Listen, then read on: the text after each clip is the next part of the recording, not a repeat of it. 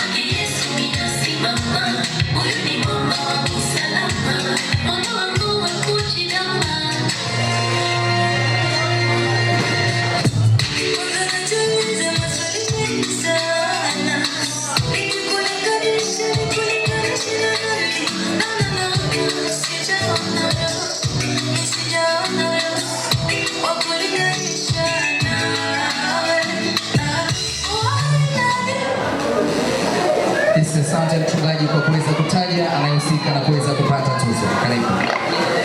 Shalom, shalom wana wa Mungu. Shalom.